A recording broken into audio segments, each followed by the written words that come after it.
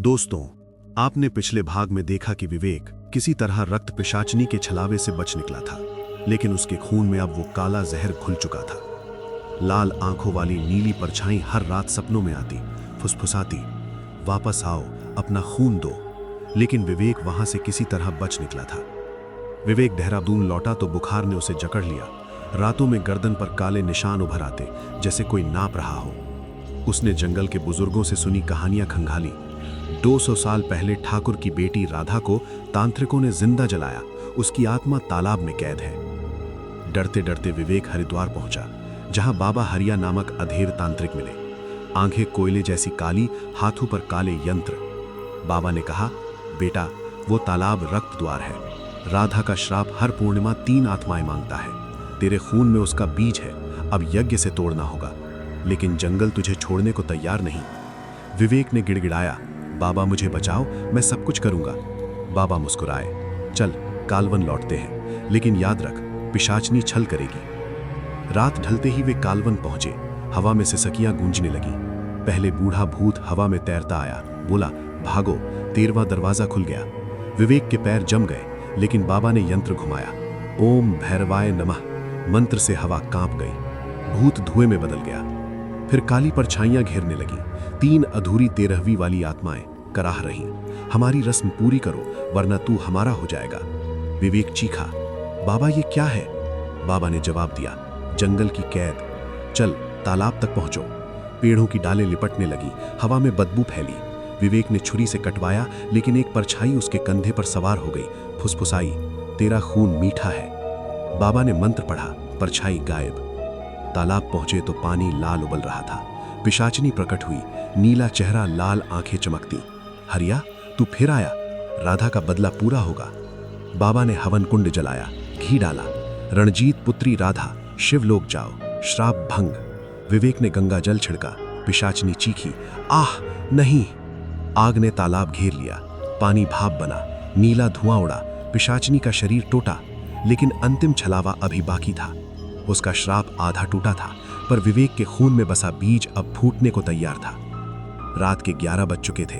पूर्णिमा का चांद तालाब पर चमक रहा था, जैसे कोई खूनी आंख। पानी उबलने लगा, लाल बुलबुले फूट रहे थे। अचानक विवेक को लगा जैसे कोई उसके कान में फुसफुसा रहा हो, वापस आओ, अपना खून दो, मैं तेरी मां हूं। विवेक स्तब्ध रह गया। पिशाचनी ने आकृत रूप धर लिया।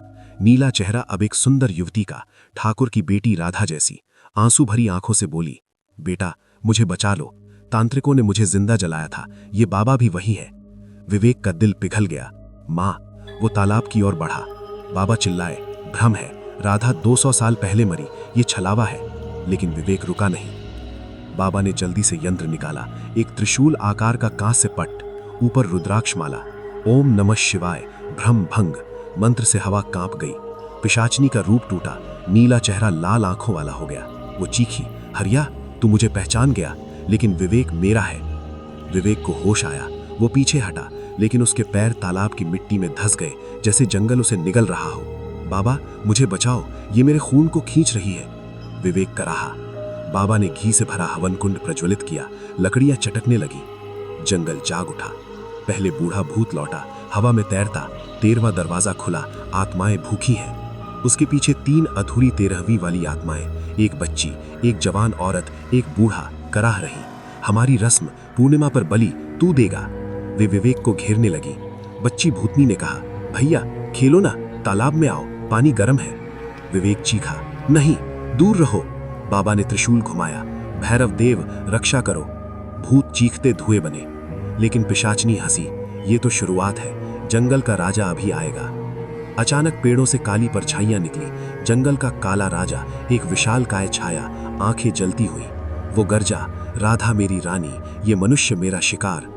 विवेक के सामने खड़ा हो गया, हाथ बढ़ाए। विवेक गिर पड़ा। बाबा ये क्या है? बाबा बोले, राधा का प्रेमी भूत, श्राप का मूल, दोनों को एक साथ खत्म करना होगा। विवेक ने हिम्मत जुटाई, जेब से गंगा जल की बोतल निकाली, काला राजा पर छिड़का। राजा चीखा, पीछे हटा, लेकिन पिशाचनी ने विवेक को पकड़ लिया। अब तेरा खून मेरी शक्ति बनेगा। बाबा ने विवेक को खींचा, हवन कुंड के पास लिटाया।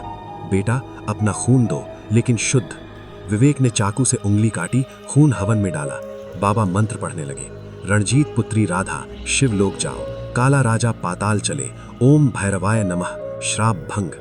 आग भड़क उठी, लपटे तालाब तक पहुंची, पानी भाप बनने लगा। पिशाचनी चीखी, आह मेरा द्वार नहीं। काला राजा गरजा, राधा। दोनों नीले काले धुएं में लिपटे घूमते हुए गायब हो गए। तालाब सूख गया, सिर्फ राख बची। सुबह की पहली किरण पड़ी। विवेक उठा, उसके घाव भर चुके थे, खून का काला निशान मिट चुका था। बाबा मुस्कुराए, श्राप पूरा टूटा, लेकिन कालवन कभी शांत नहीं होता, नई कहानियां बनती रहेंगी। विवेक ने बाबा को कंधे पर लादा, जंगल पार किया। पीछे तालाब सूना पड़ा, लेकिन हवा में एक हल्की सिसकी गूंजी। कहानी का अंत या नई शुरुआत? तो दोस्तों, ये कहानी आपको कैसी लगी मुझे कमेंट करके बताओ, और वीडियो ज्यादा से ज्यादा शेयर करें और हमारे इस चैनल की सब्सक्राइब जरूर करें। मिलते हैं ऐसी ही एक डरावनी कहानी के साथ। सुनते थे डर के किस्से।